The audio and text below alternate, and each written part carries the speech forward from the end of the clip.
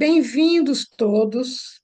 É um prazer ter vocês aqui e acho que vocês vão ter o prazer de assistir a apresentação da monografia do Gabriel Sansone.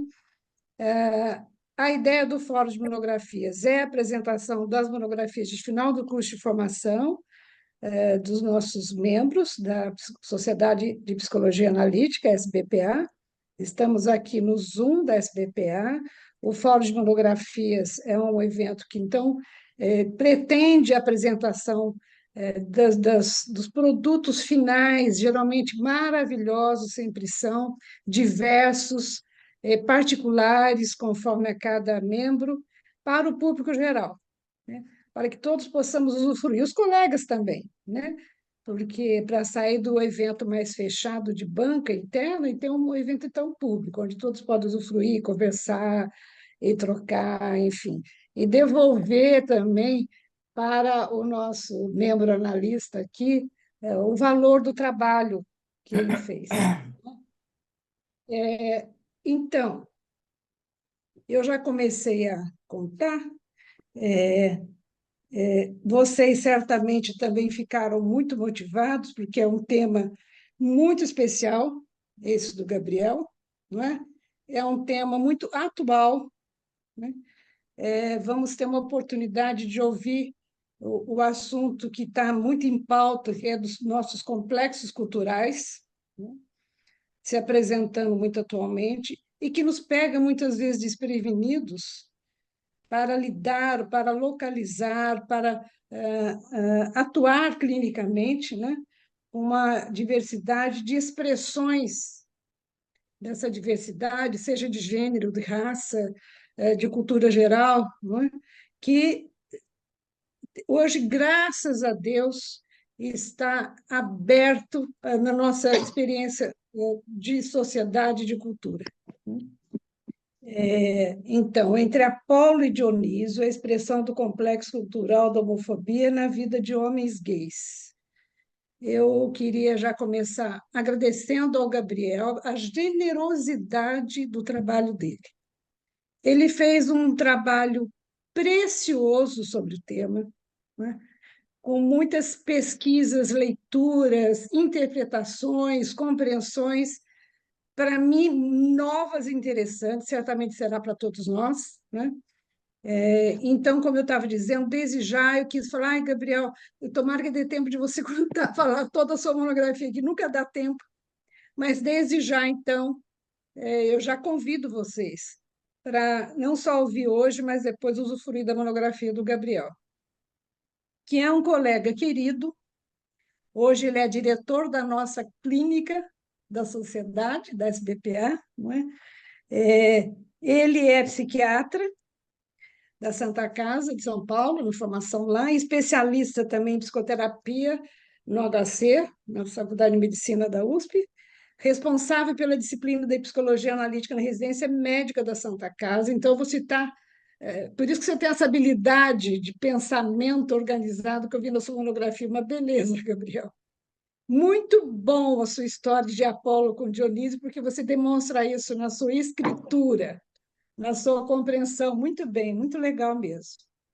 Eu compartilho. Então, ele é nosso membro analista, como eu disse, né, um querido, e gostaria, já que ele começasse, então, a apresentar a monografia dele, ao seu modo, Gabriel, eu vou ficar aqui stand-by para dar um alô de tempo, talvez também pensar com você algumas coisas que você está falando, porque se você esquecer, eu vou querer que você fale, pelo que eu li aqui, enfim.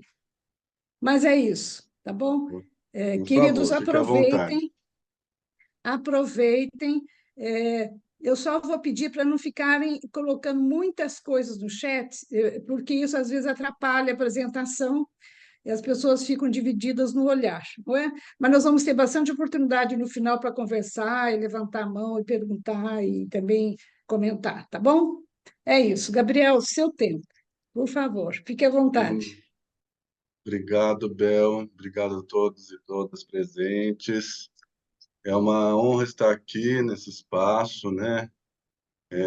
Confesso que estou um pouco nervoso, mas é da responsabilidade de de passar um recado legal para vocês e de tentar trazer o máximo que der da monografia, de como foi, e um pouco do processo, inclusive. Mas é isso, vamos lá.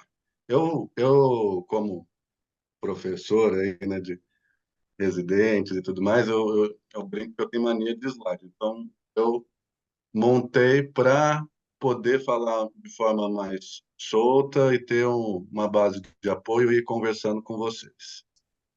Então, vamos lá. Então, o título da minha monografia, como a Bel apresentou, muito carinhosamente me apresentou também, é Entre Apolo e Dioniso, a expressão do complexo cultural da homofobia na vida de homens gays.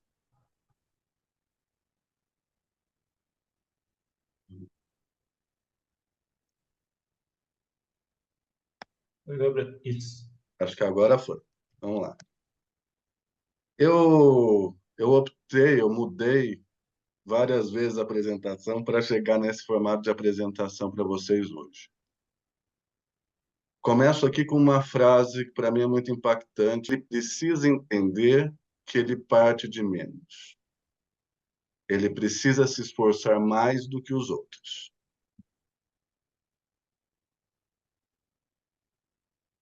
Aqui a fala de uma mãe. A mãe, depois da formatura do filho, chama ele para conversar e fala o seguinte: estou decepcionada com você. Você parecia feliz ontem sendo quem você é. Antes eu tinha a impressão de que você brigava com o fato de você ser gay.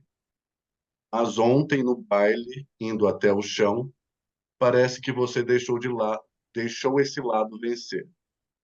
Parecia que você estava gostando de você ser quem você é. Isso me entristeceu muito.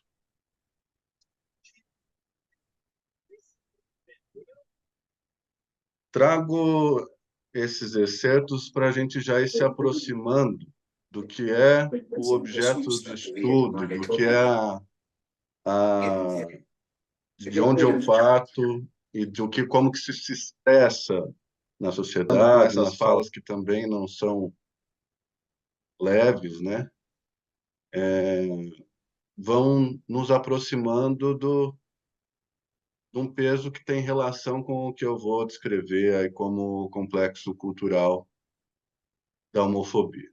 Mas para começar, até porque hoje é um evento aberto para o público geral e ninguém tem a obrigação de saber de saída, o que a gente está querendo dizer quando a gente está falando de complexo cultural, eu trago essa pergunta, né? Por que é importante falar em complexo cultural quando estamos versando sobre homossexualidade, heterossexualidade e homofobia?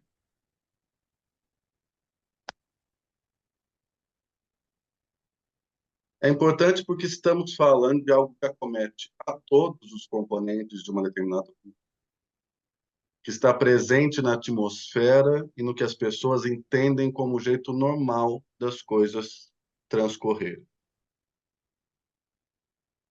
Eu gosto particularmente desse jeito de falar aqui do complexo cultural como lentes através das quais nós enxergamos o mundo, né? São concepções e estilos de vida que são estabelecidos como paradigmáticos, como corretos, normais, simplesmente por sua presença ao longo de muitos anos, enraizando-se de maneira profunda na consciência e no inconsciente, tanto coletivos quanto individuais.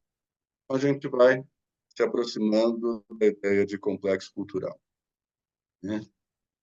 O indivíduo tomado por um complexo cultural ou altamente impregnado por questões da cultura pode considerar muitas vezes que está no campo de uma opinião autêntica. Aquele jeito de ver está tão impregnado que é como se pensasse por ele, sentisse por ele. E como que se dá a formação de um complexo cultural, né? A gente tem que partir da ideia de que o conceito inicial é o conceito de complexo, né?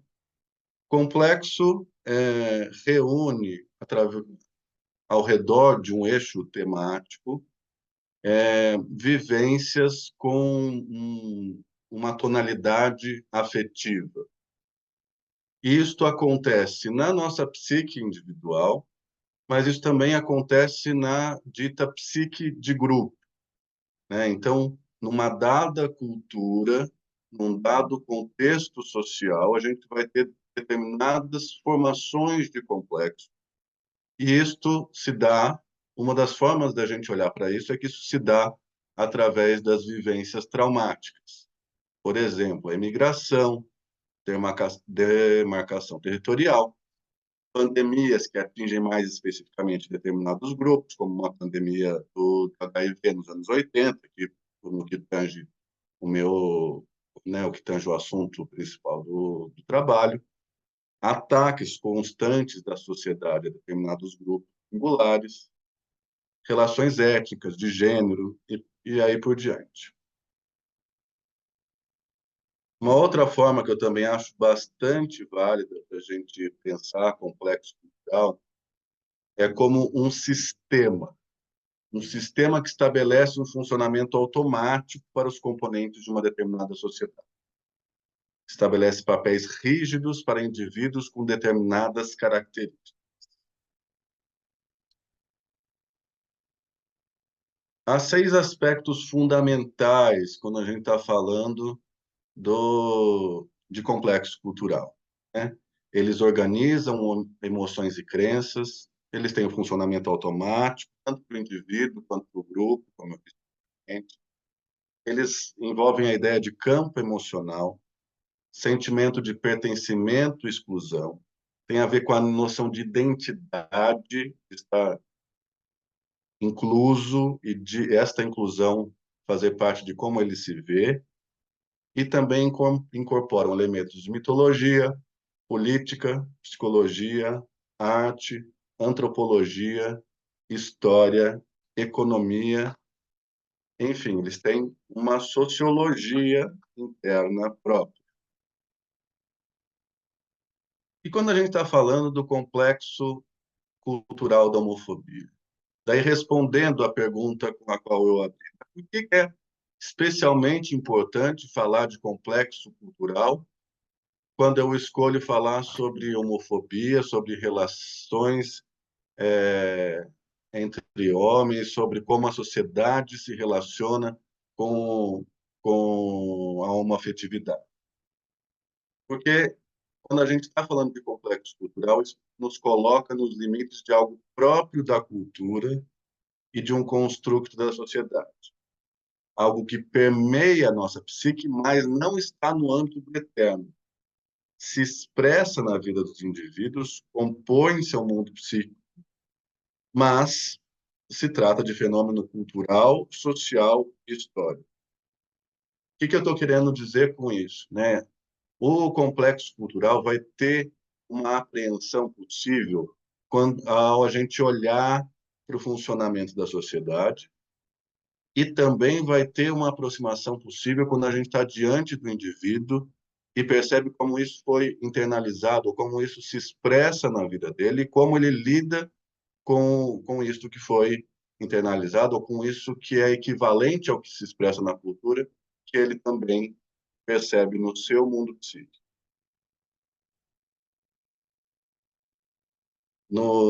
Aqui eu proponho, então, que o complexo cultural da homofobia acaba por determinar como o homem gay deve ou pode se comportar, quais lugares cabem a ele, qual trajetória de vida cabe a ele, que tipo de relação parental cabe a ele, que tipo de vivência dionisíaca cabe a ele, que tipo de vivência apolínea cabe a ele, que tipo de relação erótica cabe a ele, e assim por diante, né? Como o foco desse trabalho é falar sobre a expressão do complexo cultural da homofobia na vida de homens gays, eu estou falando aqui de como isso se dá, como a rigidez que se apresenta na vida dos homens gays. Mas ele se expressa na vida de todos, de diferentes maneiras, como a gente vai poder entender no decorrer do trabalho.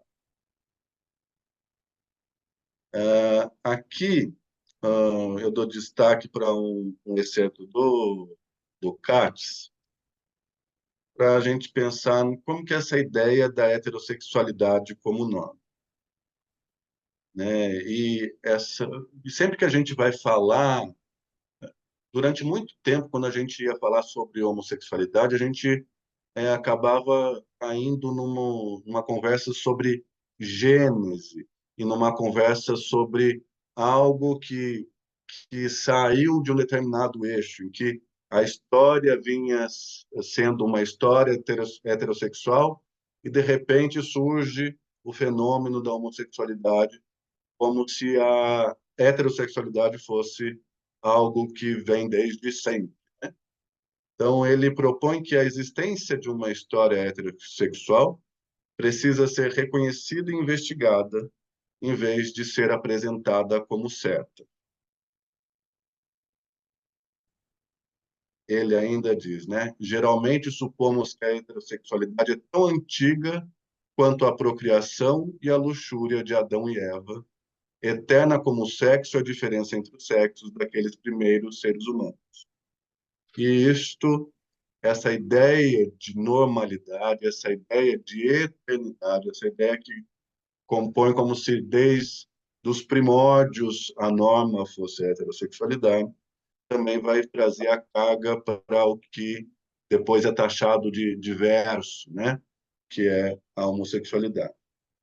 No processo de montar aqui a apresentação para vocês, eu revisitei as minhas anotações e até separei aqui um pedaço que nem consta da monografia, mas que eu achei especialmente importante de dividir com vocês. O Jonathan Katz, ele proferiu uma palestra em 1978 na Universidade de Nova York. O título da palestra era sobre poder e sexualidade. E ele dizia assim: essa pesquisa sugere a existência de uma história heterossexual que precisa ser reconhecida e investigada, em vez de apenas tida como certa. E ele coloca: o termo homossexual só foi inventado em 1869. O primeiro uso de heterossexual, incluído no Oxford English Dictionary, data de 1901. Termos heterossexual e homossexual aparentemente passaram a ser de uso comum apenas no primeiro quarto do século XX. Antes disso, as palavras de alguma forma representavam conceitos, as pessoas não concebiam um universo social polarizado entre heterossexuais e homossexuais. Para os gregos do período clássico, homossexualidade e heterossexualidade eram, na verdade, grupos de atos, mas não necessariamente atos intimamente relacionados. Katz, ao longo da sua história, foi tendo diferentes apreensões sobre essa questão heterossexualidade e homossexualidade. Em 1981, primeira vez que ele divulga, que o livro dele vai a público, né, a invenção da heterossexualidade, ele fala que ele explora a hipótese de que a heterossexualidade, como a homossexualidade, fosse uma construção social e histórica. Em 1983, no Gay and Lesbian Almanac, o discurso histórico sobre a heterossexualidade é tido como uma invenção moderna. Nosso termo heterossexualidade, que pretendia descrever um sexo-amor mais velho que Matusalém, na verdade era de origem bastante recente, uma história de definições variáveis e contestadas. Enfim, eu quis trazer esse pedaço das minhas anotações para ir enriquecendo a nossa discussão.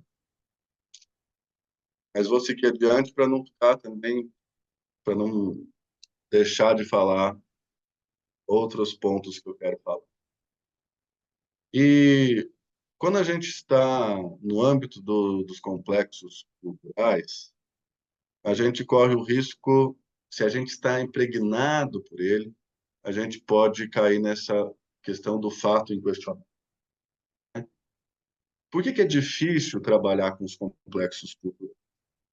Os teóricos que falam sobre os complexos culturais em relação aos complexos pessoais vão dizer que, de alguma forma, eles são mais distantes da consciência, porque exatamente por essa capacidade de incorporar memórias da antiguidade, vão permanecendo sem revisitação e vão sendo tidos como certos, né? Então, ao longo do tempo, esses complexos adquirem substancial natureza histórica, transpassando múltipla geração e vão virando esse tal fato inquestionável.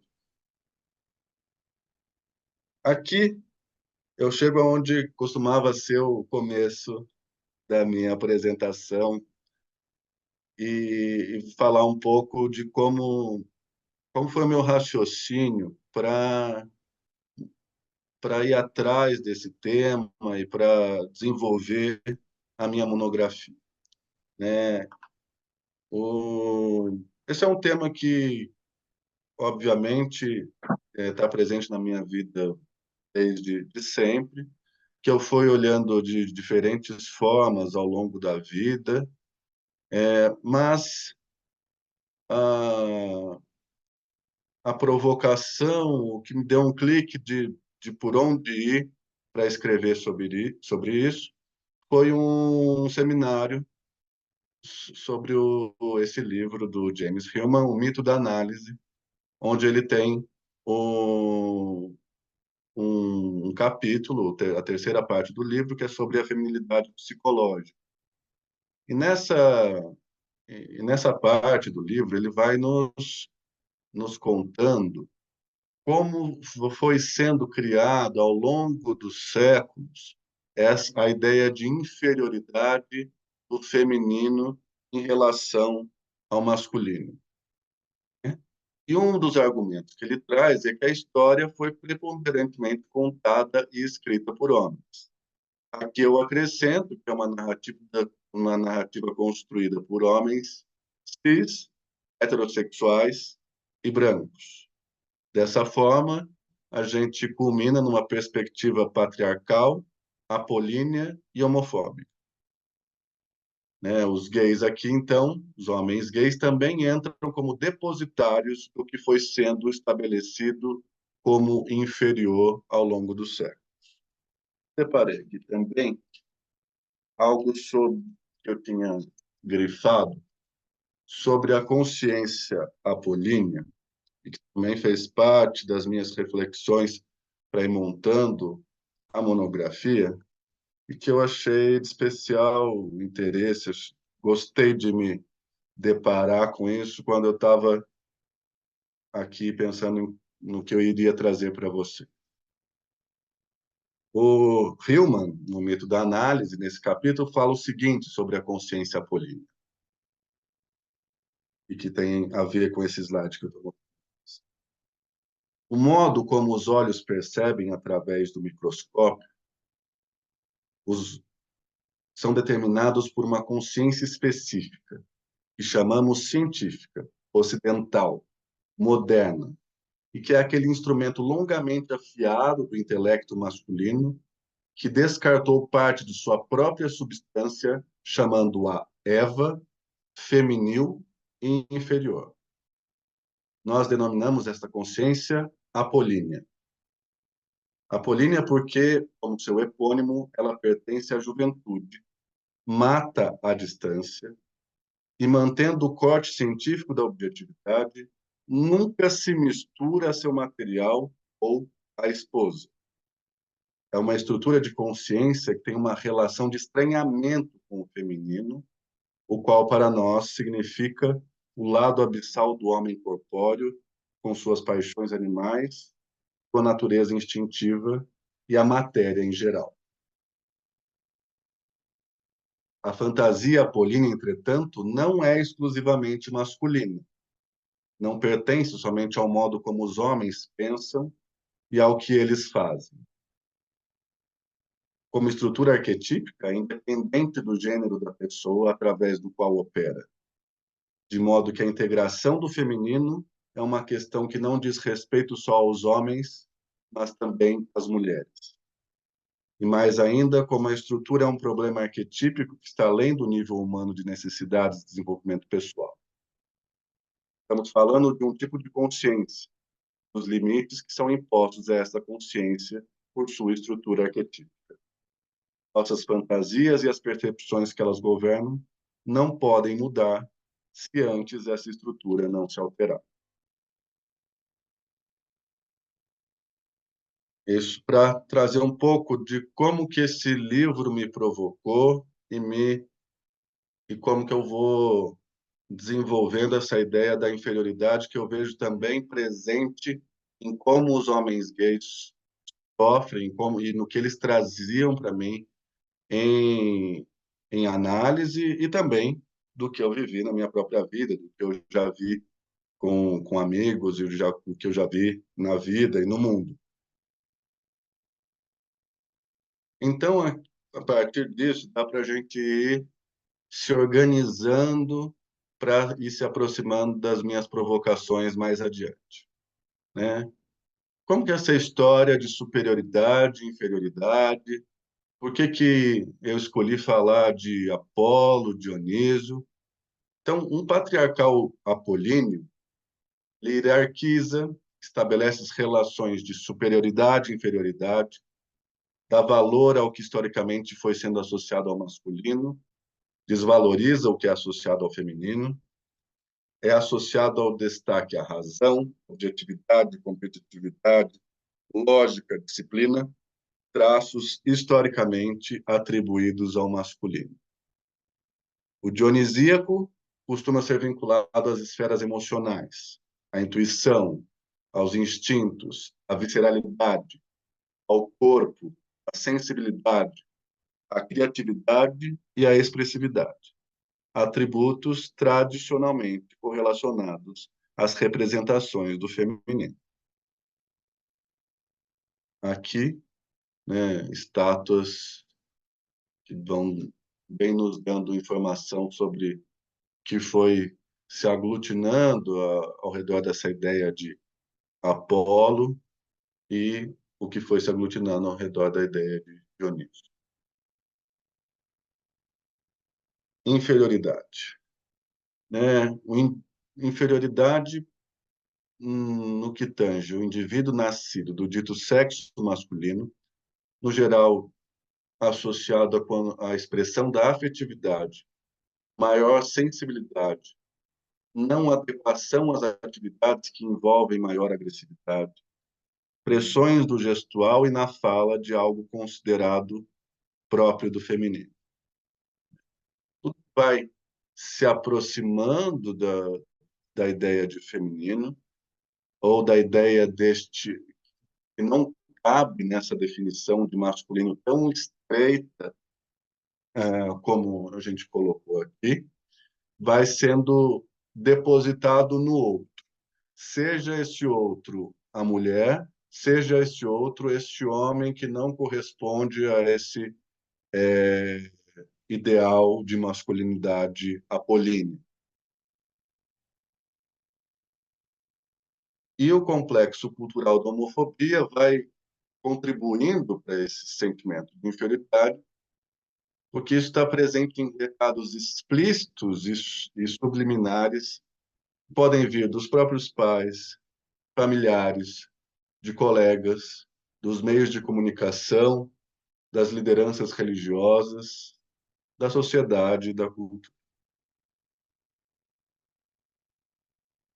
E o que que eu proponho, o que eu fui notando, então, ao longo da clínica, ao longo da minha vida, mas aqui focando na percepção clínica de como os pacientes chegavam para mim, né? Porque como um homem gay que se propõe a estudar o assunto, que de alguma forma está buscando uma expressão autêntica da sua sexualidade, né? No mundo, como psiquiatra, como psicoterapeuta, alguns colegas foram me tendo como referência para encaminhar pacientes homossexuais. E eu fui também ganhando experiência, fui podendo perceber o fenômeno, né, de como que se dá esse sofrimento de diferentes maneiras, mas eu fui percebendo que havia algo de comum, né, que conforme o processo terapêutico evoluía, surgia quase que invariavelmente uma questão relacionada ao sentimento de inferioridade. E conforme eu investigava, conforme eu abria a minha escuta e a pessoa ia contando da sua história e se aprofundando nas suas dores, isso ia podendo aparecer o quanto estava relacionado a essa questão impregnada na cultura, que coloca a homossexualidade como algo menor, como algo que inferioriza.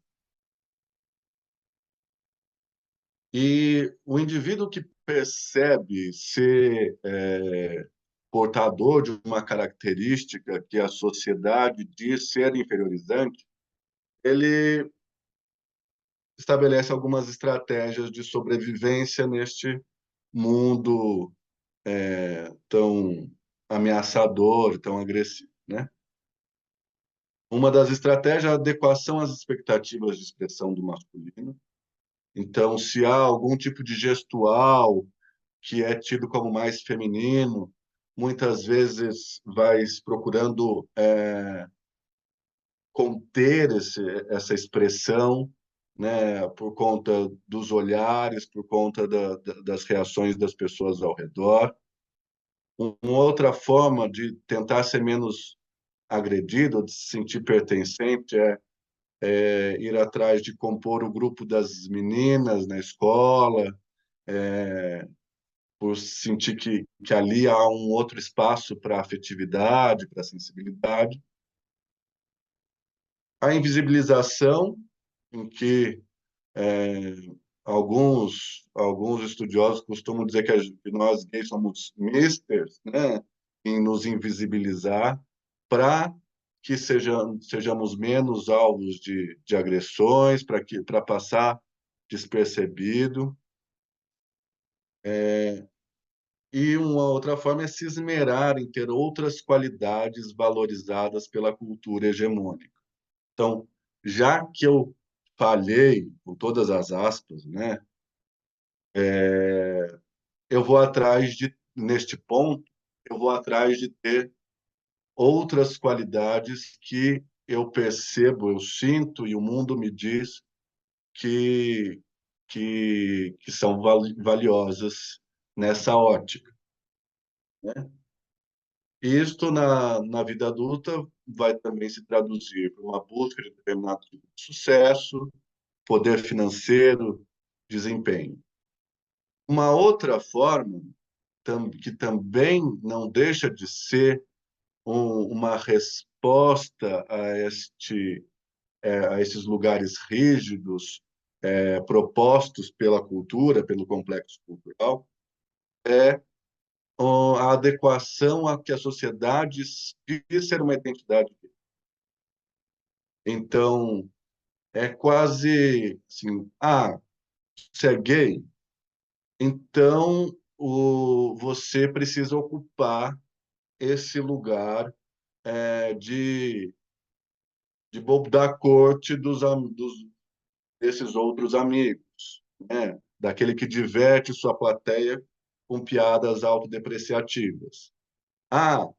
Você falhou neste ponto, então a gente espera que você seja mais vaidoso, muito bonito, muito cuidado. Você precisa se cuidar mais e ser melhor neste ponto de vista estético, porque há uma inferioridade a ser escondida. E uma outra, uma outra questão que eu também considero ser bastante sorrateira, essa ideia de que todos os gays são mais sexuais e sexualizados e que se, se espera de uma vivência gay que sejam trazidas histórias sobre essa liberdade sexual, sobre essa maior atividade sexual. E como que a gente coloca isso em termos, então, de Apolo e Dionísio? Voltando aqui para o título da monografia e para o cerne do argumento.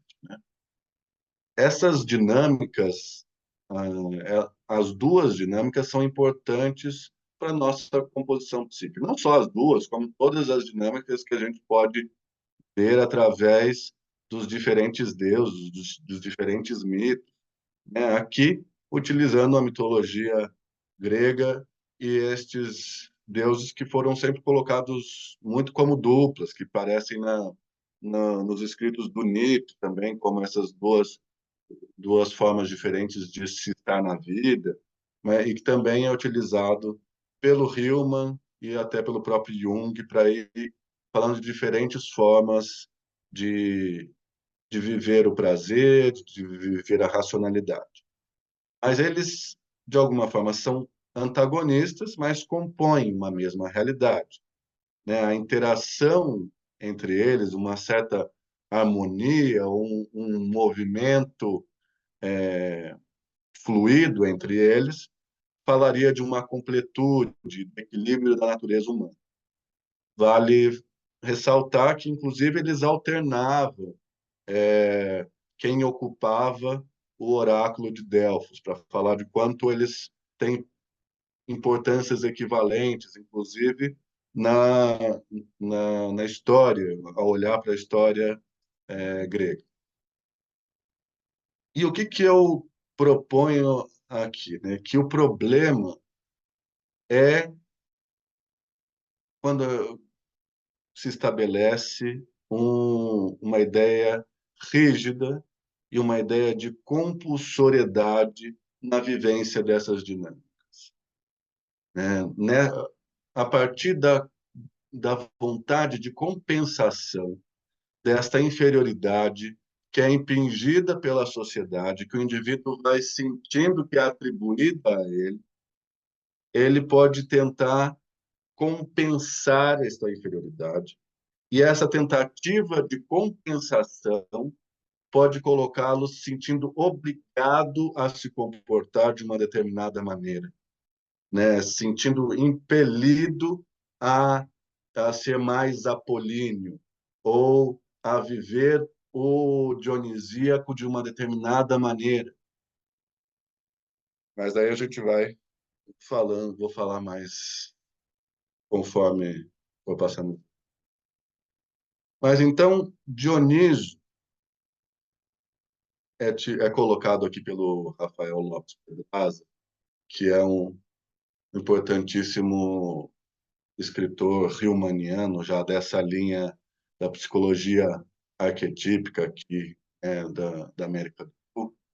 Ele coloca que Dioniso é um importante opositor aos titãs, é o deus das emoções, é o deus relacionado às vivências instintivas e corpóreas, é o deus das mulheres, deus do vinho, o deus da tragédia e o mais reprimido na cultura ocidental. Que eu fui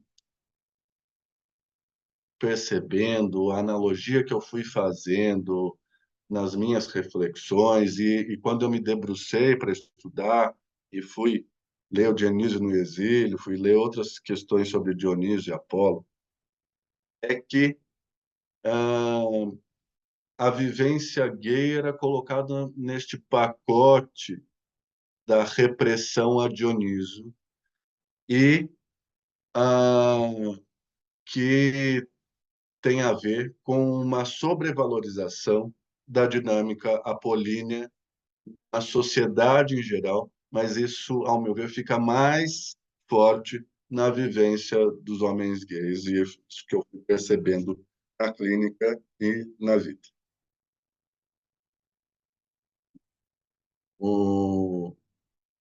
Alguns autores propõem essa diferença que me parece bastante interessante entre Dioniso e Apolo, é que em Dioniso há a possibilidade de revelação.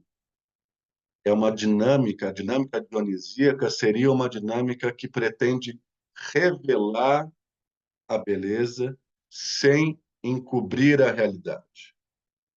Então, neste sentido, ela seria uma dinâmica que a gente precisa cuidar e que se foi reprimida, e foi, né, e como foi menosprezada, a gente está num ponto em que precisamos voltar nossos olhares para ela. Aqui, então, o que eu já vinha falando, mas para grifar, né? Ao meu ver, uma expressão do complexo cultural da homofobia tem a ver com essa ideia de compensação da inferioridade. Em assumindo como verdade a perspectiva trazida pela cultura de que ser gay é menos, conforme eu observei na clínica, eu fui percebendo que muitos indivíduos pareciam procurar compensar esta falha, com as devidas aspas, e essa compensação parecia configurar uma obrigatoriedade de busca de características apolíneas. E aqui o porquê isto é problemático. Sempre frisando a compulsoriedade, a obrigatoriedade. O indivíduo, sempre que ele só pode ir por este caminho para ele ter uma vivência validada pela sociedade, isso é muito problemático e pode gerar muito sofrimento. Então, a sensação de compulsoriedade dessa compensação apolínea vai se expressar com uma preocupação estética muito grande, né? Corpos que precisam ser talhados, magros e de determinadas formas específicas. Na perspectiva apolínea, a gente tem um destaque maior para a racionalidade em detrimento das emoções, uma autocobrança em atender às ideias coletivas de sucesso financeiro. Apolo também tem a ver com essa resposta ao coletivo. Uma dificuldade em viver a vulnerabilidade necessária para que um vínculo se estabeleça. A ideia do apolíneo, em oposição ao dionisíaco, é a beleza que vem para encobrir, para esconder, para proteger. Então, é um mecanismo visto dessa forma, que visa invulnerabilizar.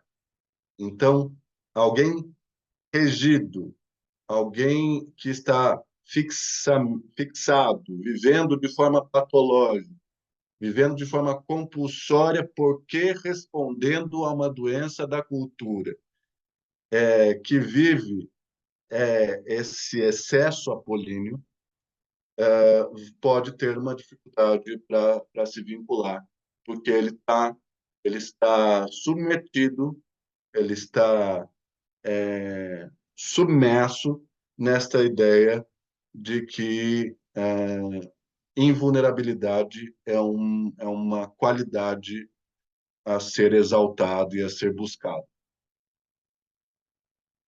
E com isso pode acontecer uma sexualidade muito pautada em performance, em detrimento de entrega e com prejuízo para a vivência dionisíaca, para a vivência de conexão, uma vivência erótica de fato. Aqui então, né, Apolo como a beleza que encobre, né?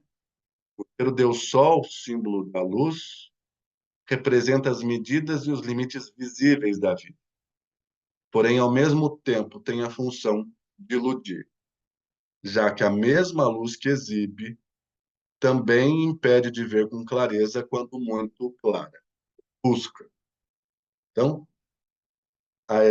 Apolíneo, vivido de forma defensiva, em resposta a essa ideia de inferioridade, pode trazer isto para a vida do indivíduo, essa ideia de querer encobrir o mundo com a cortina do belo, encobrir o mundo com essa ideia de perfeição estética,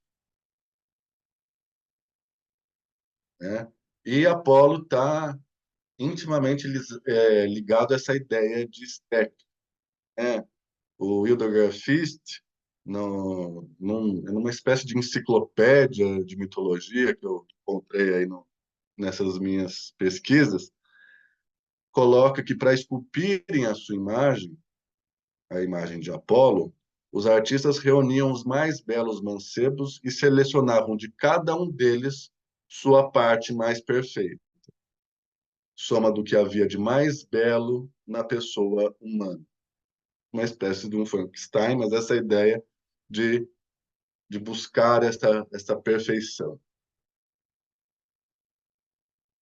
E para entender como que a gente desemboca nos dias atuais e por que que isso acaba se dando desta forma, porque a vivência gay, a vivência homossexual vai sendo relegada aos recônditos da inferioridade, vai sendo vista como hierarquicamente inferior, e com isso pode se estabelecer essa dinâmica que eu proponho, em que, ao se sentir inferior e ao perceber que a, o mundo, a cultura, valoriza o apolíneo, ele vai em busca desta vivência apolínea para compensar esse sentimento de inferioridade. Para a gente entender isso, acho que vale a pena a gente olhar um pouco para a construção histórica ao redor da homossexualidade e como vai se dando também as questões de homofobia, né? Aqui é uma sequência destacada pelo Gustavo Barcelos, né? E que coloca que na era pós-industrial, primeiro, a homossexualidade vai ser tratada no âmbito religioso, considerada imoral e pecaminosa. Depois, ela passa para o âmbito judicial. Ela vai ser tratada como crime. Depois, com o aumento do poder da medicina, vai ser a medicina que diz o que cada coisa é, e a homossexualidade passa a ser vista como patologia. Até chegamos na questão psicológica, onde durante muito tempo, recentemente, nós temos produções incríveis, com outros olhares, e olhares, ao meu ver, muito mais pertinentes, mas durante muito tempo, no fim do século passado, começo deste, a gente via como um desvio no prosseguimento normal do curso da libido, havia uma imaturidade atribuída aos homossexuais, a psicanálise, de alguma forma, trazia essa ideia do aprisionamento a estágios iniciais do desenvolvimento psicosexual. Mas, às vezes, a gente, no mundo junguiano, a gente olha muito para os problemas da psicanálise, principalmente do começo da psicanálise, e esquece dos nossos, né? Mas o Jung também, como um homem de seu tempo, como a gente costuma falar, também traz na sua escrita muitas coisas que a gente pode atribuir a ele estar imbuído, ele ser um homem pertencente à cultura e, portanto, que replica questões relacionadas ao complexo cultural, e aqui nesse caso o complexo cultural da homofobia. Em Os Arquétipos do Inconsciente Coletivo, que é um livro incrível e que muita gente se aproxima da psicologia analítica por ele, mas neste livro incrível ele traz este conceito tão complicado. Efeitos típicos do complexo materno são o homossexualismo, o donjuanismo e, eventualmente, também a impotência. No homossexualismo, o componente heterossexual fica preso à figura da mãe de modo inconsciente. No donjuanismo, a mãe é procurada inconscientemente em cada mulher. E o que eu proponho na minha monografia, como que eu me relaciono com essa escrita, né? E com... Acho que é isso, é algo próprio do complexo. A gente caminhou muito em relação a isso. Não tem nenhum cabimento a gente colocar a questão da homossexualidade em termos de causa e consequência, em termos de o componente heterossexual ficar preso na mãe. Isso é proscrito, né? O que a gente pode até ver determinados padrões, mas a gente vai ver, se a gente quiser falar sobre complexo materno, sobre complexo paterno, sobre diferentes complexos que a gente costuma estudar, mas ao falar do psiquismo do indivíduo, né, a gente vai falar sobre o complexo materno de um homem gay e como que isso se dá. Complexo materno de um homem heterossexual e como isso se dá. Podem haver peculiaridades que a gente percebe, mas isso não cabe mais a gente falar em termos de etiologia e de causa e consequência.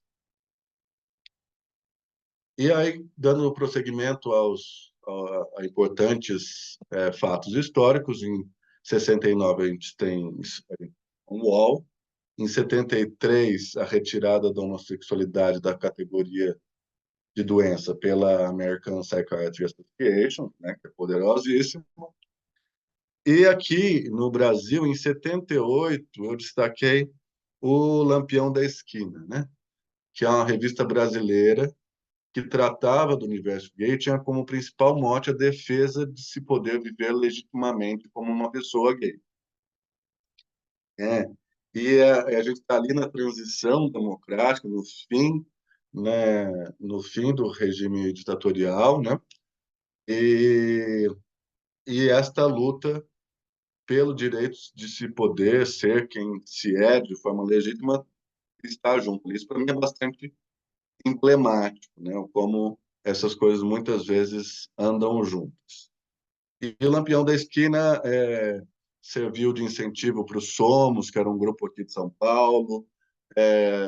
Também, de alguma forma, influenciou a formação do Grupo Gay da Bahia, que até hoje é uma referência para diversas coisas do universo LGBT. Então, aí nós vamos evoluindo na história e percebendo que cargas vão sendo adicionadas, e tanto positivamente como negativamente, para desembocar na vivência atual. Eu trago aqui um excerto do Lampião da Esquina, porque a partir dele a gente consegue ir esmiuçando e olhando a expressão do complexo cultural da homofobia, e talvez possa ficar mais claro, um pouco mais claro ainda essa ideia do complexo cultural, de como que isso é entranhado e se expressa, né? O redator aqui escreve, né? É não apenas se assumir e ser aceito, o que nós queremos é resgatar essa condição que todas as sociedades construídas em bases machistas lhes negou. O fato de que os homossexuais são seres humanos, portanto, têm todo o direito de lutar por sua plena realização enquanto tal. Hoje, em 2024, gosto de pensar que, pelo menos nessa nossa bolha, nesse nosso nicho, isso seja uma fala um tanto óbvia, mas a gente vai podendo perceber que luta é essa, né?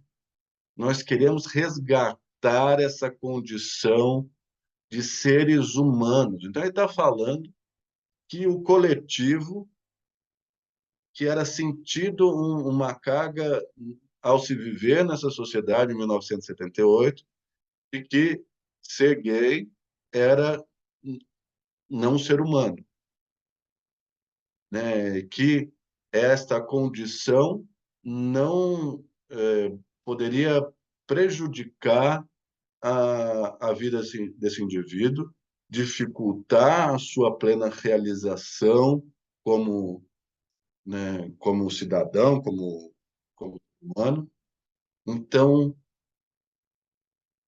ao ver contra o que era preciso lutar e o que era preciso ser dito, a gente vai entendendo o que estava expresso na cultura e como que era viver como um homem gay em 78. Tem várias coisas que são bastante replicáveis ainda em 2024, mas aí para a gente ir entendendo essas cargas que vão se somando para a gente poder compreender o fenômeno na atualidade. Em 1980, né, nos anos 80, acontece o advento da AIDS e da pandemia do HIV e muito se falou de diferentes formas, se atribuía a questão da AIDS à, à vivência homossexual, né? Uma manchete de jornal, né? AIDS é castigo de Deus, porque bicha é uma raça desgraçada, né? Isso conversa com aquele vídeo do começo da minha apresentação, que também é dos anos 80, em que o, a ideia de que os homossexuais têm mais é que morrer mesmo, e que ah, haveria que a conduta, que a ter relações sexuais com outro homem, que ter a afetividade por alguém do mesmo sexo, ter uma vida conjunta, buscar prazer desta forma, seria algo passível de ser punido por um castigo divino, porque se tratava de um pecado tão terrível que teria vindo esta resposta de Deus trazendo a AIDS para a vivência humana. E isso, se a gente pesquisa, era muito reforçado e dito de diferentes formas. E quando a gente se depara com alguém, ainda hoje, nos anos 2000, 2010, 2020, que se vê com algumas pessoas com a expectativa de sair um teste de HIV e tudo mais, muito dessa carga aparece, né? O racional de que existe tratamento, de que o estigma atualmente é menor, muitas vezes desaparece neste momento e vem toda essa carga histórica aparece no desespero que muitas pessoas se veem quando numa situação dessas. E nos anos 90 e 2000, aqui no Brasil, começa a ter alguma participação de personagens gays no universo televisivo, mas de uma forma muito estereotipada e, e inferiorizada, né? É uma vivência atribuída exclusivamente, aqui eu gosto de destacar, que de jeito nenhum uma questão de falar de um tipo de masculinidade ou outro, a questão a, o meio televisivo, a mídia, retratava como esse sendo o único jeito de se existir e que este jeito era um jeito próximo do feminino e feminino é inferior, e daí está feito o pacote também do qual eu falo aqui nessa ideia do complexo cultural da homofobia. E agora, mais recentemente, e aqui já falando do que permeia a fantasia e as cobranças dos próprios homens gays consigo mesmo e do que está expresso na cultura e a ideia de padrão físico, que eu destaquei lá atrás, e por isso uma das coisas que me fez relacionar com Apolo, a ideia do que eu brinco assim, né? O gay de família, pô, né? De, pode ser gay desde que responda a todas as outras ideias do que seria uma vida heteronormativa, né? Uma ideia de buscar ter coisas ou de parecer é, muito bem vestido, aqui como nesse nesse recorte que eu coloquei aqui, né? Gasto uma nota com roupas e nada acontece. Existem alguns estudos nesse sentido de uma busca de determinados marcadores de, do status quo, do que é ter vencido na vida, poder usar determinadas roupas, usar determinadas marcas, ter determinado corpo, fazer determinadas viagens e por aí vai. Agora, no decorrer dos meus estudos, eu me deparei com esse livro do Byung-Chul Han, que é mais conhecido pelo Sociedade do Cansaço, que é incrível mesmo, o Sociedade do Cansaço, mas esse livro, que é curto, mas como a maioria dos livros do Han é denso, né? Ele traz como na nossa sociedade atual há um prejuízo na vivência erótica, na vivência de real conexão, de abertura para o vínculo, por conta do excesso de valorização do desempenho. Então, ele discorre sobre isso, fala de diversas maneiras, mas algo que me chamou a atenção foi isso: a vinculação amorosa está prejudicada por conta do excesso de valorização do desempenho. E ao me deparar com isso, eu pensei, então, o que eu vejo na clínica com os meus pacientes, homens gays, é algo ainda mais exacerbado do que o Byung-Chul Han está falando, do que se expressa na cultura, né?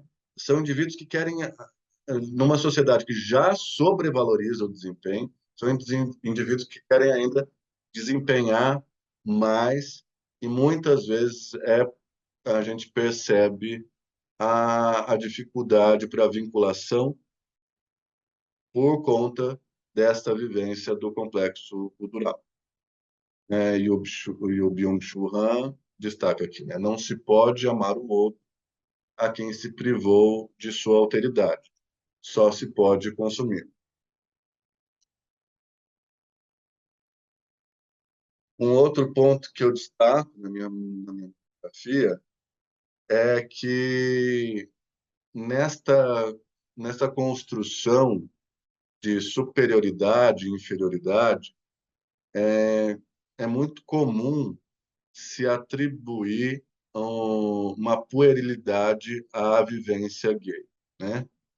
O Hopke, que tem um importante livro sobre a homossexualidade e a psicologia analítica, né, que é Jung, Jungianos e homossexualidade, ele traz que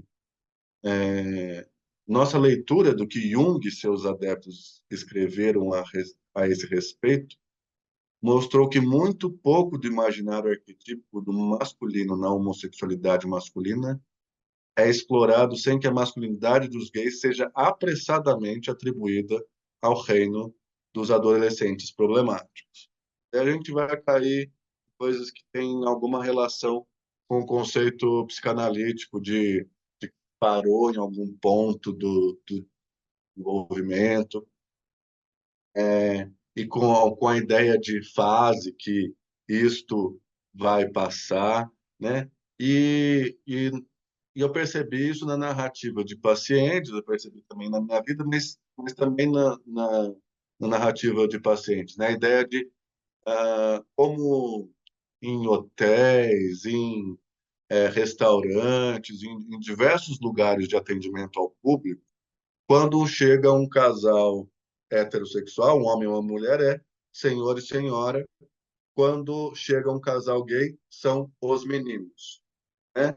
Com algo que, ao meu ver, tem a intenção de ser acolhedor, mas acaba por reproduzir essa ideia da puerilidade, né? Tudo bem ser gay desde que seja uma vivência pueril, desde que seja uma vivência jovial, desde que seja algo atribuído ao reino, aos redutos da adolescência, né?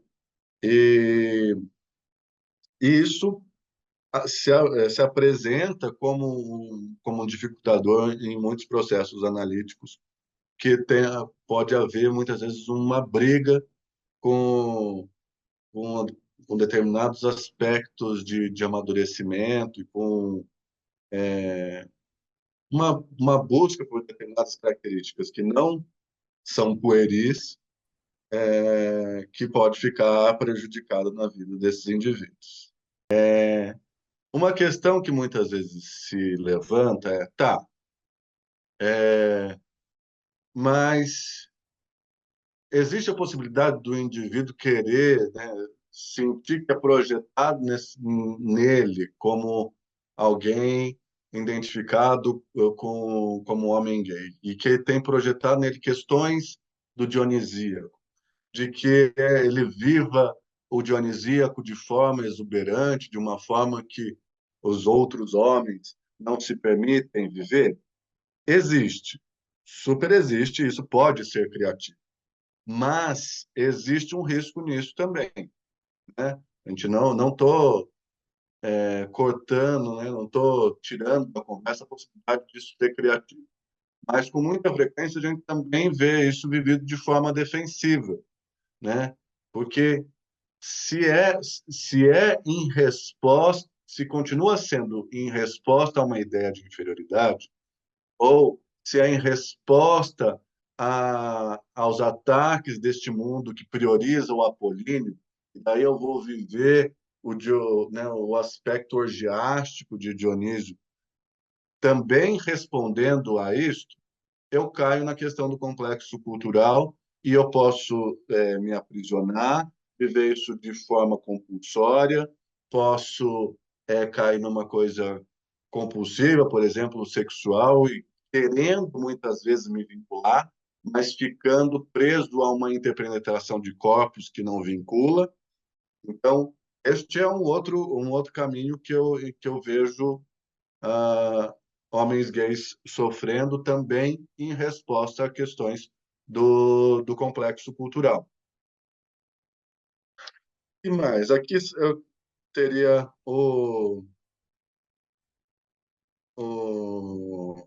os comentários do Close, se alguém quiser puxar, a gente fala. Eu escolhi para fechar, né, assim, o que eu quero dizer ao final dessa fala, desse percurso que eu fiz com os slides. O, conforme eu fui ler, eu fui estudar, né, eu percebi que o problema, como eu frisei várias vezes, é esta obrigatoriedade, essa sensação de que se tem que ir para um determinado caminho para compensar essa ideia de inferioridade impingida pela sociedade. O Lopes Pedraza, no Dionísio do Exílio, ele coloca muito o Dionísio em oposição aos titãs. E estudando, relendo, lendo, relendo, eu fico muito para mim que o problema realmente são os. Esse mesmo autor ele coloca que a partir do cristianismo e outras questões que vêm junto com essa lógica patriarcal da sociedade, patriarcal apolínea da sociedade, se tirou o foco dos titãs, que na nossa leitura, na psicologia analítica, são representantes da híbris, do exagero, da violência,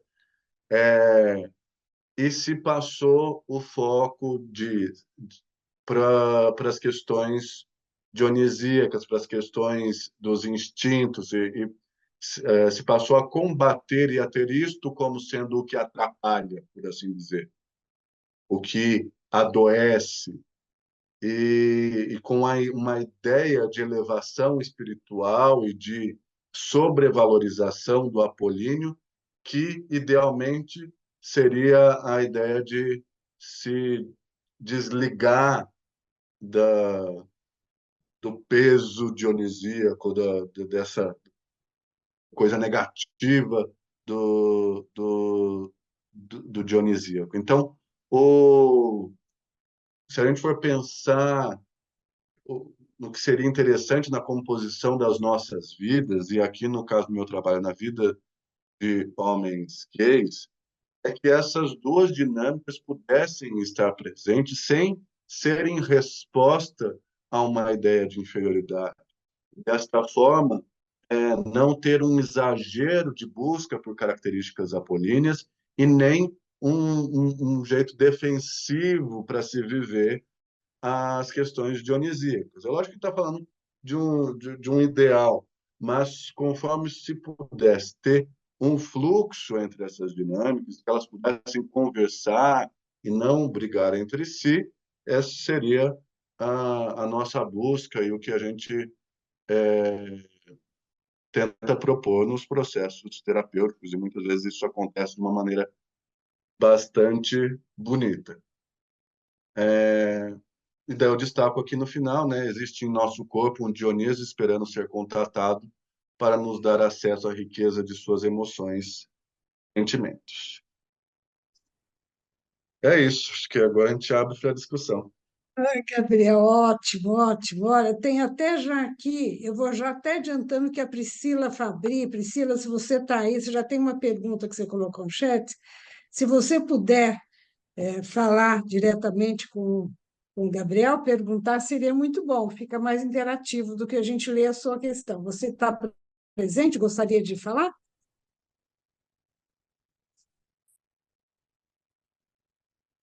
Eu posso ler também, Priscila, mas se você puder aparecer para conversar, seria legal. A Priscila Fabrício escreveu aqui, Gabriel. Ela está em Nos algum dias lugar que ela atu- não pode, que ela não consegue falar. Ela não consegue falar. Então, tá bem. Eu vou ler aqui o que ela colocou no chat e você pode ir responder. Nos dias atuais, principalmente após a pandemia, você sente alguma melhora quanto ao preconceito da sociedade contra os homossexuais? Uma localização diferente na sociedade, saindo do local de inferioridade, onde sempre esteve colocados? Nos dias atuais, Eu principalmente acho que, após a pandemia. assim, falando em dias atuais, certamente a gente caminhou, né? Isso é um pouco do que eu tentei também colocar ali na minha linha de história. A gente tem uma abertura para se discutir o tema, para se existir a nossa maneira. Eu tendo a achar que ainda é muito privilégio de determinados eixos cosmopolitas, né? A gente pisa um pouco para fora desse eixo, a gente ainda vê uma carga muito grande de preconceito, né? Eu que vim do interior e por vezes volto para lá, eu sinto a diferença de atmosfera. É, é, em diferentes países a gente sente de diferentes formas. Quando fui à Colômbia, sim, né, e me soltei um pouco mais para dançar, já senti um tipo de julgamento que aqui no Brasil eu não sinto, por mais que eu achava que a Colômbia era toda do gingado, na hora que eu fui gingar, o olhar veio, né? E veio de um jeito ruim, assim, um jeito jocoso, né, de risada e de gerar desconforto mesmo, né? Então, acho que a gente tem evoluído, sim, a gente tem aberto espaços para falar, mas muito que eu estou falando aqui, eu recebo semanalmente pessoas com questões correlatas, né? Ah, a gente evoluir num determinado discurso, em determinados nichos, não faz com que uma série de pessoas não estejam sofrendo desse jeito, né? E que a gente poder olhar para essa dinâmica não possa nos ajudar a nos aproximar dos nossos pacientes e das pessoas e mudar o nosso olhar de mundo, né? Ok, Gabriel, tem algum um comentário da Gabriela Vasques Pérez? Gabriela, se você quiser aparecer e falar, também tudo bem. Está aqui. Para mim, uma das analogias mais belas da importância dionisíaca é o fato que, quando Apolo vai ao Hiperbóreos, quem assume o oráculo de Delfos é Dionísio. Eu acho que você tinha comentado isso, né? Uhum, sim. Eu Acho que isso queria que o Gabriel fala explorasse mais. Diga, Gabriela. Sim. Desculpa te interromper, Gabriel. Eu queria que não, por você favor. falasse mais sobre isso, porque eu acho simplesmente divino o quanto a gente precisa trabalhar em consultório isso aí. Queria que você falasse um pouco de como que você trabalha, baseando essa analogia, sabe? Tá. Acho que essa imagem, né, esse intercalamento de Apolo e Dionísio no oráculo de Delfos, ele fala dessa dança, desse jogo que precisa existir entre essas duas dinâmicas, né? Então a gente não, nenhuma delas é passível de ser excluída em detrimento da outra, né? O que eu percebo na clínica, já que você puxou um pouco aí, é que é, ajudar o indivíduo a perceber o quanto muitas das coisas que ele se obriga a buscar, em que ele se vê compulsivamente, compulsoriamente indo atrás do corpo, de determinado desempenho, um determinado jeito de se cobrar, conforme é possível perceber o quanto isso responde às expectativas da cultura, isso pode ajudar muito no trabalho analítico, no trabalho terapêutico, né? Porque eu falo na minha monografia, né, que se o processo o processo terapêutico tem a ver com trazer consciência, né? O, o complexo cultural é dado como sendo difícil de ser trabalhado em âmbito individual, exatamente porque, se a gente for falar numa topografia, ele estaria mais distante da consciência, né? Como está muito impregnado na sociedade, ele vai sendo tido como o jeito normal das coisas se darem, e a gente nem percebe que a gente replica coisas do complexo cultural. E a gente replica, os homens gays replicam questões do complexo cultural que tem a ver com se odiarem, né? Que tem a ver com achar que o próprio Eros é seu inimigo, né? Então, se o e podendo olhar para a história, assistir filmes, perceber como as pessoas brigaram pelas questões relacionadas ao HIV, pelas questões relacionadas ao direito de se viver como se é. Isto vai ajudando ele a perceber contra o que ele está brigando internamente. Se essa luta foi tão difícil no coletivo, isso dá um pouco da dimensão do que ele enfrenta no mundo interno.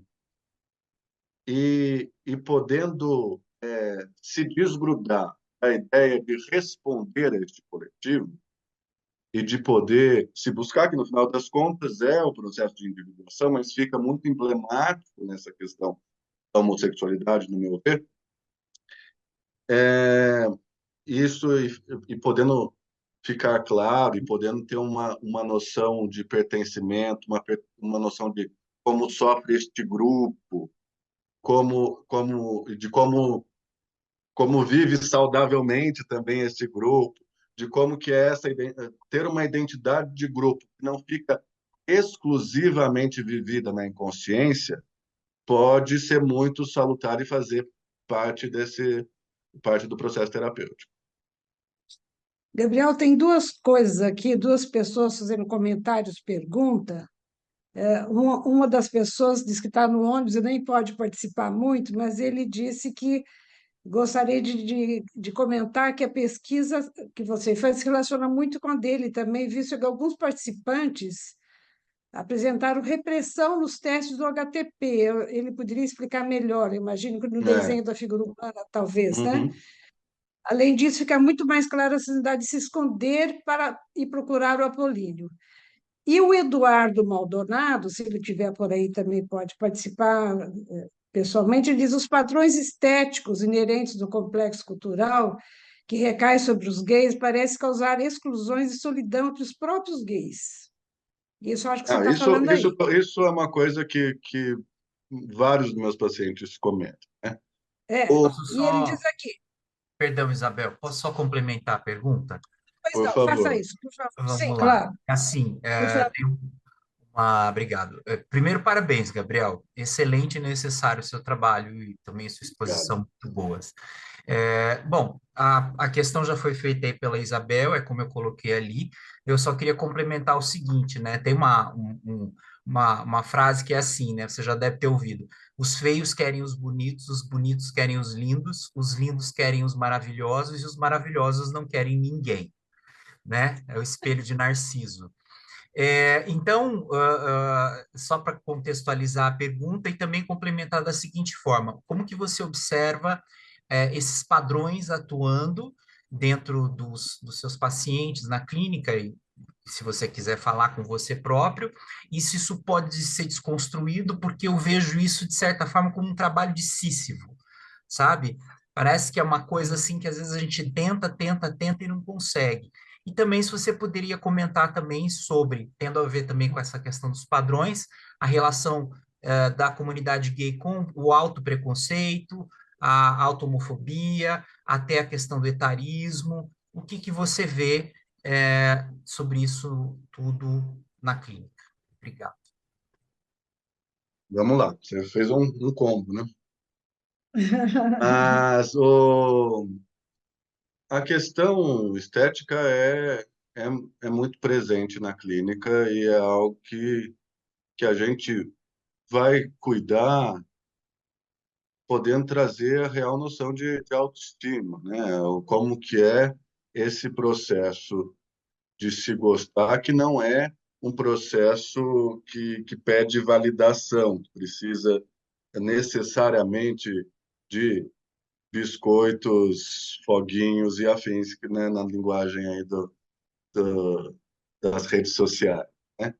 Mas um, um caminho que eu gosto para pensar a questão que você está propondo, Eduardo, é através do conceito de ressentimento da Maria Rita Kell, né? Que é um livro que está sendo bastante comentado e que eu acho que ela encontrou uma formulação teórica bastante interessante, que o, se, se você entende que você está querendo vencer na linguagem do inimigo, né? E que você é exatamente aquele que aquela aquela ideia, aquela pessoa também que te fez mal, que te oprimiu e tudo mais. Você está querendo vencer naqueles parâmetros para esfregar na cara que você venceu, mesmo tendo sido oprimido. Você fica preso numa vivência de ressentimento, querendo uma eterna vingança que nunca acontece. Você quer. É, e daí você não se liga, você fica impedido de se ligar nos seus próprios valores e de poder sentir o que realmente importa para você. Você está sempre querendo provar que você é capaz de vencer nas regras do jogo, e as regras do jogo são contra você.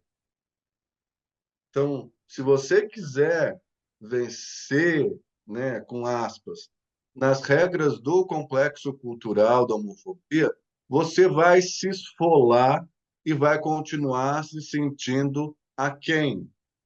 Então, se você ficar preso à ideia de a questão estética, tanto na questão de só poder se atrair por esta pessoa muito bonita, ou só se sentir digno de, de que alguém se aproxime para um vínculo, se você for muito bonito, você perpetua o aprisionamento que o complexo impõe. Então, a desconstrução vai precisa muito ir por esse caminho de como que é sair dessa postura ressentida e parar de querer vencer na moeda que o inimigo vai entender e poder vencer, poder vingar na sua moeda, né?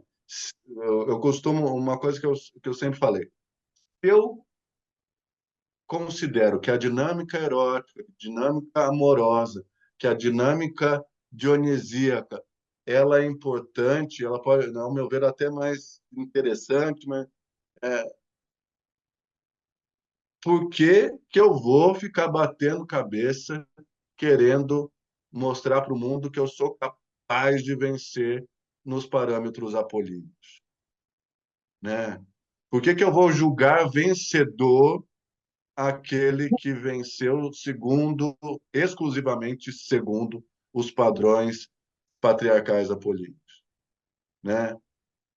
Isso pode ser um valor, mas se for o único valor, e se eu realmente acredito na, na em Eros, em Dioniso, e vejo um valor mais profundo nisso, eu não posso achar que quem venceu nos parâmetros do poder e da estética exclusivamente, que ele esteja realmente ganhando. E nesta ética e com este pensamento, eu abro a minha escuta e tento trabalhar por este caminho junto com o meu paciente. Ok, Eduardo, você quer complementar o seu, junto com o Gabriel? Ou não, tudo bem? Tranquilo, Dani, Agora, faço a ligação. É o só que se se você quiser dá, falar sobre o que se dá, preconceito, etarismo, se, etc. e o que tal. se dá dentro da própria comunidade gay, né? O microcosmo acaba por reproduzir o macrocosmo, né? Então, na comunidade gay, o que for tido como mais feminino, se a gente está no âmbito do complexo cultural e impregnados por isso, vai ser inferiorizado, se a gente tiver, e isto acontece muito, né? O mais feminino, o passivo, o, é tido como inferior em relação àquele que responde mais aos padrões heteronormativos, é mais apolíneo e é o ativo penetrador, né? O mais jovial, como eu disse através dos slides, né? Que está respondendo mais ao padrão apolíneo, vai ser mais valorizado em detrimento do mais com mais idade, do mais idoso. Então, Uhum. quando o que eu acho interessante de falar de complexo cultural é porque a gente não está falando de uma lógica de nós contra eles. Tem horas que ganha essa cara, mas a gente está falando de algo que acomete a todos. Então, ah, o indivíduo gay no seu nicho, em alguns universos que ainda muito organizados em guetos, muitas vezes impregnado por isso, vai repetir questões correlatas no seu microcosmo, né? Então, não é uma briga do Tá. grupo gay contra o resto da sociedade, né? É, é uma patologia que afeta a todos nós, né? Você está dizendo que no nicho gay tem também uma hierarquização aí, Tem uma hierarquização. Se a gente uma, está falando uma que repetição de valores. se o indivíduo gay, para compensar a sensação de inferioridade, busca por características apolíneas, na hora que você vai pro, pro microcosmo gay, o apolíneo vai estar Também. sobrevalorizado e Sim. o dionisíaco menos valorizado também, né? Uhum, Então, o que acontece no intrapsíquico também está presente no uhum, microcosmo gay e no uhum, macrocosmo cultura de diferentes formas. uhum. Gabriel, olha, tem ainda duas questões aqui no chat, mas a Thaís levantou a mão, só para dar voz a quem está Sim, perguntando a aqui, Thaís depois tem eu vou direito de voltar. troca aqui, porque eu fiz questão na... Eu sei, eu sei. Eu, eu só estou tentando otimizar o nosso tempo. Tem duas questões aqui que talvez você já tenha até trazido nessa sua resposta. Uma das pessoas pergunta sobre se a questão racial fica entrelaçada com a homofobia, e Ah, você fica vê entrelaçado. claro. Um disclaimer que eu faço no meu trabalho é: eu não tratei adequadamente questões de interseccionalidade, porque eu parto muito da minha vivência e do meu consultório, que tem determinadas Uhum, características, né? tá. Quero me aproximar de outros universos e acredito que vão ter coisas correlatas, mas eu não me arriscaria muito por aí. Tá bom. Deixa a Thaís fazer uma pergunta, Thaís, ou um comentário. Não sei, depois tem mais uma coisa aqui no chat que eu gostaria também de oferecer para você pensar. Então, Thaís? tá bom. Boa noite, boa noite. Gabriel, adorei pegar essa discussão, belíssima, obrigada. Eu vou tentar ser sucinta, eu só me organizei aqui e eu queria que você me ouvisse e corrigisse caso não eu estivesse sendo reducionista. Seria Uhum. correto a gente imaginar que uma mensagem da que você passa não é porque a pessoa pertence ao grupo homossexual ou qualquer outro, para usar, não é porque uma pessoa é gay que ela está blindada do complexo cultural.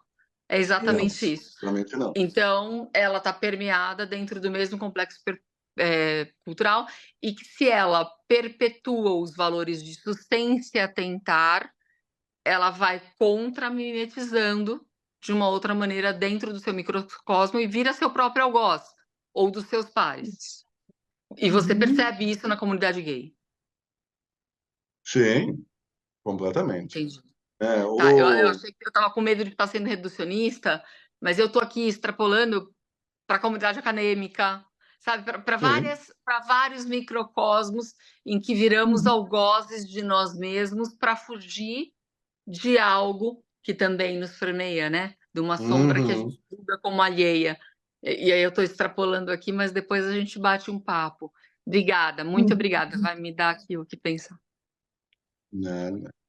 Algumas pessoas com quem eu conversei sobre o trabalho falaram assim, mas você está falando então do funcionamento da sociedade. Eu falei, estou Claro. falando, só que eu escolhi um foco e daí vai ter algumas peculiaridades de como esse fenômeno se apresenta na, nesse universo gay, no sofrimento do homem gay e quando a gente fala de complexo cultural da homofobia, Uhum. olhar para esse indivíduo e em como que é ele se relacionar com essas questões do complexo cultural. Isso fica adensado, isso ganha uma coisa, né, uma nuance, né, né? uma leitura comparável a algo autoimune, né, assim, né, Thaís? Tá. Entendi. Então eu Eu me estava pensando combato, né? nisso. Na Eu me carreira combato. acadêmica, né? A gente fica tão competitivo quando está jovem, se sente tão oprimido, e às vezes quando vai numa banca dá porrada no cara que está começando. Então, assim, o que é isso, né? Da gente querer ganhar na mesma moeda? Me instigou bastante. Muito obrigada. Me deu o que pensar aqui. Mas é claro, tem toda a peculiaridade e mérito de você ter sido muito honesto e corajoso de doar a sua parcela confessional aí. Obrigada, ajudou bastante. Estou aqui pensando na minha. Obrigado, Thaís. Obrigado você também que Obrigada. me ajudou a arejar as ideias no meio do Nós caminho. ajudamos. Foi ótimo. Ana Maria quer fazer uma pergunta? Você está com a mão levantada? Quer aproveitar? A pessoa do chat estava na minha frente e eu vou tentar ser muito rápida porque o tempo já estourou. Mas Volney. o que a pessoa do chat falou? O Volney que está aí com a mão levantada também. Você quer complementar? Ok. Olha, então, peraí, já que eu comecei a falar, Gabriel, agradeço muito o seu trabalho e, assim, inclusive, ele caiu como uma luva numa questão que eu estava discutindo com o paciente que eu atendi imediatamente antes de entrar aqui no fórum e me esclareceram muitas coisas no caminho que acho que eu posso tentar seguir com ele. E só um comentário que é assim, quando você falou a respeito, né, de não brigar dentro com as armas do inimigo, que no fim das contas o que se vê, né, nessa dinâmica que você trouxe da busca da perfeição, do desempenho, de ser um cara reconhecido socialmente, de ter grana, de ter, sabe, toda essa busca, reafirma algo que é absolutamente opressor, não só sobre a comunidade gay, mas sobre todo mundo. Todo mundo. Sobre os homens héteros, sobre as mulheres, né? Porque essa é uma supervalorização de uma forma de ser no mundo, né? Uhum. Então, mas olha, lindo, maravilhoso, obrigada, parabéns, e depois quando a Obrigado, gente Ana se Maria. encontrar, a gente conversa mais, que eu não Sim, vamos não quero conversar me mais. alongar. Mas acho que você reforçou algo que é importante, né? É isso, tá presente para todo mundo. Eu termino o trabalho falando isso. O, Uhum. o que eu procurei dar contorno na monografia, assim, qual é a plasticidade, qual é o jeito que isso que se apresenta para todo mundo, eu fui vendo que tem algumas peculiaridades quando se apresentam no sofrimento do homem gay, porque ele, este complexo cultural coloca ele como inimigo dele mesmo, né? Uhum. Gabriel, o Volney está aqui, ele tinha escrito uma coisa já aqui. Volney, você está com a mão levantada, você quer diretamente fazer o seu comentário, sua pergunta para o Gabriel? Sim, posso fazer, até porque acho que posso definir ela com mais clareza também. Tá É, bom? Gabriel, em primeiro lugar, agradeço Oi. também o teu trabalho. Eu estava pensando, até um amigo meu tá aqui também, e a gente já tinha conversado sobre essa questão que você trouxe justamente o texto que você traz assim na tua monografia, achei fantástico e acho muito importante assim. E o que me tocou, muitas coisas me tocaram, mas uma coisa que eu tenho visto na clínica e nos grupos que eu tenho trabalhado, eu vou ler minha pergunta, até por conta do teu lugar como psiquiatra e também psicoterapeuta, né? Nesse eixo do Apolo Dionísio, que o Apolo buscando então essas substâncias eufóricas, né, até para trazer esse estado mais ativo, radiante da experiência, né, para então encobrir aquela experiência mais sombria ou profunda, né? E o Dionísio também nesse lugar do diluir-se no êxtase, nas sensações, eu penso no comportamento de uso de substâncias no sexo por homens gays, eu tenho encontrado, o que você tem encontrado na clínica refletido junto à teoria, porque eu tenho percebido cada vez mais, né, essa experiência. Já era uma coisa muito frequente fora do Brasil, mas dentro do Brasil nos últimos anos tem se ampliado muito, ou talvez se tornado mais mainstream, né, entre a comunidade, assim. Uhum. Então, acho que eu gostaria de escutar um pouco de você sobre esse tema, o que você tem sentido, vivido, e também... Excelente pergunta. Excelente pergunta. Não é nada que eu parei para escrever ou para elaborar, assim, mas é algo sobre o qual eu já pensei, porque está presente, né? Mas, mas me parece um, na impossibilidade da conexão, querer potencializar o prazer em, em parâmetros apolíneos, em a 10ª potência, sim, né? Eu não, me parece ter uma equivalência de quão difícil é realmente se sentir conectado ou de se abrir para vínculo e de tão ligado que estamos na lógica de desempenho, na lógica solar, na lógica euforizante, que o sexo por si só já não é excitante o suficiente. Daí a gente precisa, né, de aditivos, né? Acho que é uma outra expressão dessa questão do complexo cultural e da sobrevalorização do apolíneo. Daí o desempenho no sexo sendo magnificado com o uso de substâncias e, se, e, se, e que talvez se pretendendo orgiástico, mas caindo na cova do apolíneo. É Por justamente causa por de isso. uma desempenho. Uhum. Eu justamente pergunto por causa disso, porque parece que é uma fuga, parece que é um lugar dionisíaco, né, de entrar num êxtase profundo e se derreter ou se dissolver naquela experiência, mas na verdade não, talvez mais uma camada disso é essa expressão de vamos potencializar uma performance aqui e ter um sexo que vai ser uma experiência sexual que vai ser X, né? É, Uhum. ah, para que Dionísio realmente componha, é um processo mais profundo, talvez mais difícil, mas mais rico, né? Para que a orgia seja uma vivência orgiástica dionisíaca, ela não pode estar querendo compensar essa ideia de inferioridade, né, ao meu ver. Ela não pode estar querendo responder aos ditames da cultura que inferioriza e que hierarquiza, que é o que eu exemplifico no sonho do paciente, né? Se está calcado em né, raízes preconceituosas, pode ser a melhor coisa do mundo, que, não, que a sensação de estar de vazio, de aquém, essa, vai aparecer.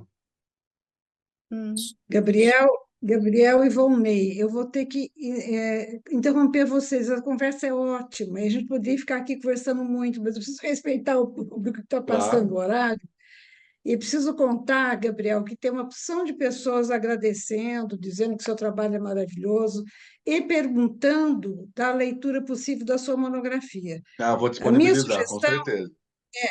A minha sugestão é: você vai disponibilizar no site da SPPA, as Bom, pessoas podem pegar, tem sim. uma riqueza de informações lá, que, claro, é impossível falar em uma hora, eu acho que vale a pena as pessoas lerem, de fato. E Uhum. também, talvez, você possa disponibilizar um canal para conversar com as pessoas que aqui estão hoje, que não vão ter oportunidade de comentar, e a gente tem que encerrar o evento. O que que você acha? Claro, claro. Entre em contato por, por e-mail, a gente disponibiliza já. coloco no chat, alguma coisa assim? Eu acho que você podia colocar no chat e as pessoas fazem algum contato. Quem quiser comentar mais, conversar mais, perguntar. Alguém quer fazer um comentário final para o Gabriel, que está presente aqui ainda, antes que a gente encerre? Cadê o chat? Posso falar uma Não, coisinha? Você deixou sim. disponível na biblioteca, Ainda Gabriel? não. Ainda Sabe não, tá. aquelas correções de digitação que a gente fica Ah, enrolando para tá. fazer? Então, mas só falta Mas isso em e já breve, coloca lá. tá bom. Na verdade, eu estou achando muito old school disponibilizar e-mail, eu nem vejo e-mail direito. Ok, Qualquer ok, coisa, Gabriel. me adicionem no Instagram, né? Ainda não tenho um Instagram profissional, minhas brigas com o Apolo. É, @Gabriel Sansone é o pessoal, mas a gente tem canal para conversar por lá. E também, claro, pode fazer contato com você via SBPA, Com não é? certeza. Sim, que tem a Ou lista de tem o contato membros, do tem a lista de Gabriel, tem a lista membros. de membros lá no site, tem o seu contato lá, pode conversar mais com você, ler a sua monografia, que logo estará disponível na biblioteca, então, Sim, sim. não é? É. Mas olha, muita gente agradecendo e te parabenizando pela monografia, e nem viram tudo que está lá, quero Sim, dizer. isso que eu ia falar, Bel, você Deixou que um leu, gostinho. consegui traduzir um pouquinho? Olha, traduziu bastante, mas tem muito mais coisa interessante lá que vale a pena mesmo as pessoas irem, ouvirem e até pensar em uma reflexão muito interessante nova, não é? E eu gosto muito que você faz uma monografia sem preconceito, eu diria. Nem puxando a sardinha para um lado nem para o outro. Eu gostei muito do entrelaçamento que você fez. Então, acho que vale a pena mesmo. É pedagógico, eu Eu diria, para a gente comecei trabalhar. querendo, eu comecei querendo muito puxar a sardinha para Dani, mas Eu daí sei. eu fui entendendo que eu estava sendo apolíneo querendo puxar Isso, por a favor. sardinha. É. É, Tá bom, querido. Olha, muito obrigada, viu, pela sua apresentação, pelo seu trabalho. É uma generosidade para a nossa comunidade também, ouvir e ler o que você traz e usufruir das suas práticas aí clínicas, vai nos orientar bastante.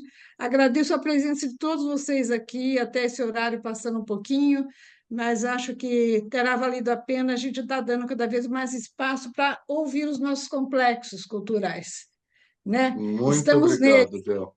não é? Tá bom? Obrigada, boa noite a Muito todos. obrigado, Obrigada Bel. pela presença. Muito Muito bom, obrigado. muito bom. Maravilhoso ser recebido por você Legal. nesse ambiente. Muito bom, muito Obrigado. obrigada, viu? Muito obrigada.